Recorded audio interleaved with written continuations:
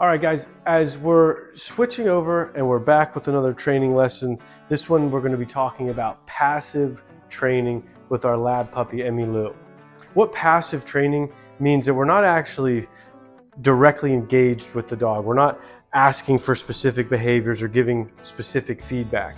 We're just helping the dog understand passively when they're making good decisions. We acknowledge that and we see that. This is really, really important because what you actually want in a trained dog is a dog that learns to make good decisions, whether you're micromanaging or whether you're watching or not. So in this exercise of passive training, I have Emmylou on a 6-foot slip leash, and I have the dog food in my pocket again. I've got several kibbles in my back pocket. I also have a helper who is going to come through these doors that would kind of represent like the front doors of someone's house. We're doing this particular exercise because we see so many people struggle with greetings or with how their dog reacts when someone comes in their door. So we've got our leash, we've got our food, we've got our helper.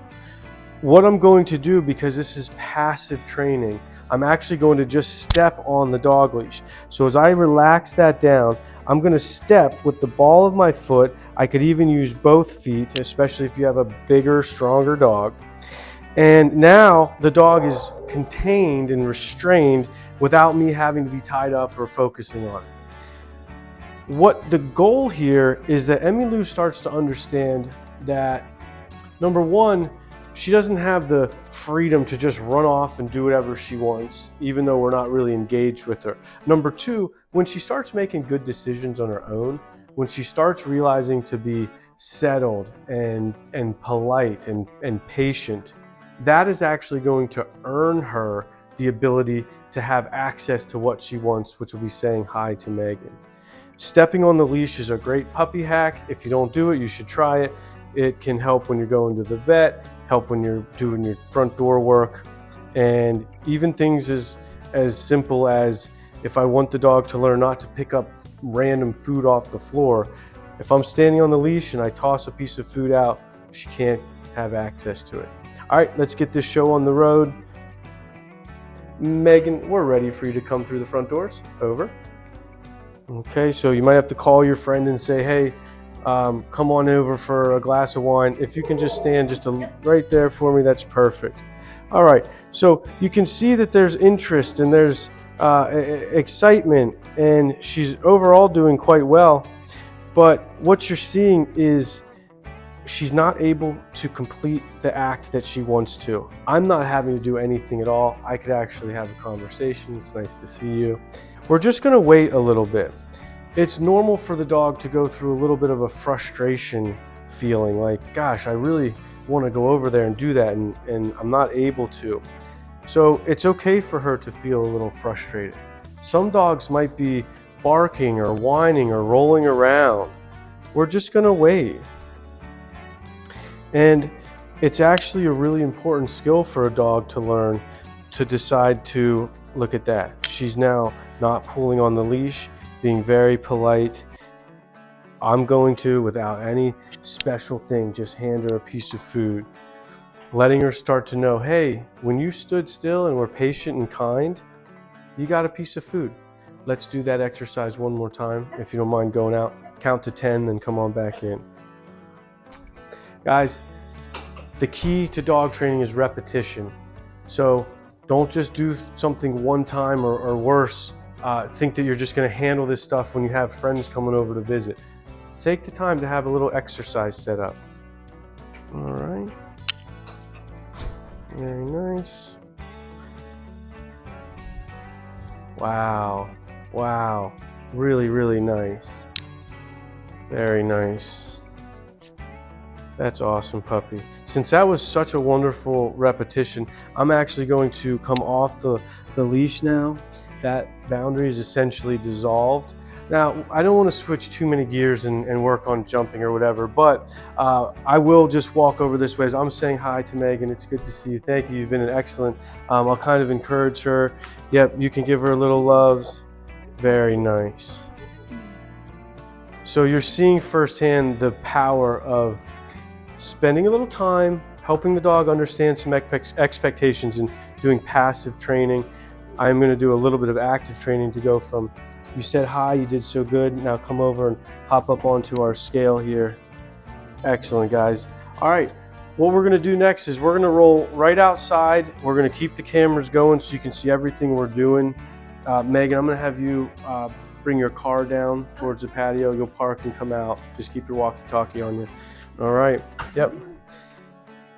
Excellent job. All right. So beautiful sunshiny day.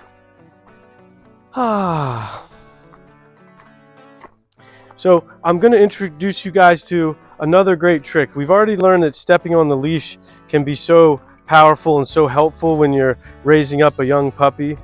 The next thing I'll show you, give her a chance to take a tinkle if she needs to, is what we call a back tie. A back tie can be anything that you either tie a leash to, could be a tree, a fence post, this sign's in concrete, so that would work. Something that you can tie the leash to and that the dog is now secure and you can go away from the dog. It's got a ton of application. In this exercise, we're going to use it for making sure that Emmylou is understanding and essentially relaxed when a car would even pull up and a person would get out of it. So she's on her way. I've got the back tie hooked up. Just going to hang out here with her. Yeah, we've got Megan parking right up next to us. What a great exercise where Emmylou gets to see a vehicle pulling in, a person getting out of it, and she's doing great already. Hey, good job, buddy. Good job. This back tie allows me to, again, be passive. I'm stress-free. Yep, and you can come right up here on the patio with me. Excellent, that's perfect. Very nice. She's a pretty dog, isn't she? Yeah. So part of this, good girl, Emmy. She's really just showing like she's not too worried, not too excited. That's great. Part of the process here is having friends or family that you can ask to help you. Most people will be happy to help. They ultimately get paid with getting to love on the puppy, but at the beginning, most people understand that this is actually not only helpful for the dog, but if they want to come visit sometimes or bring their kids around, you're setting the dog up to be a good, successful member, and you're doing it passively. I'm not barking orders at the dog. I'm not forcing her to do anything. Yeah, good job, buddy. Now, this will be a good opportunity. I'm actually going to let you give her a couple pieces of food. The deal is you go over there, you can love on her, and you can pet her and tell her she's so pretty. If she jumps, you're just going to come out of where she can reach you. Okay? All right, go ahead on in. Very nice. Give her some love first. Yeah. Very nice. If there's any jumping or mouthing, Megan would simply just remove herself and her affection and reinforcement, would just remove it by walking out of her range. This is excellent. Good. There you go. Yeah, you can even get a little excited with her. Tell her, good girl. Nice. And then give her some more love. Yeah. Because even if somebody's overly excited and, oh my gosh, it's a nice dog. That's such a nice dog. We want the dog to understand, even if people get a little too excited, you still shouldn't jump. If she were to jump, we would simply remove our affection. Excellent. Thank you. You've been a great helper. No problem. Perfect. All right. Yeah. All right. So we'll kind of wrap up with just reinforcing. This is through passive training. So you can take your dog to new situations, new environments, new experiences, and passively reinforce the dog when she's making good decisions on her own. This will work better if you do some of that active physical movement. Then it makes more sense for her to say, you know what, I'm just going to hang out, go with the flow, maybe meet some new friends, new dogs, new people. All right, guys. Excellent, excellent stuff. Thank you for watching. Happy dog training. We'll see you soon.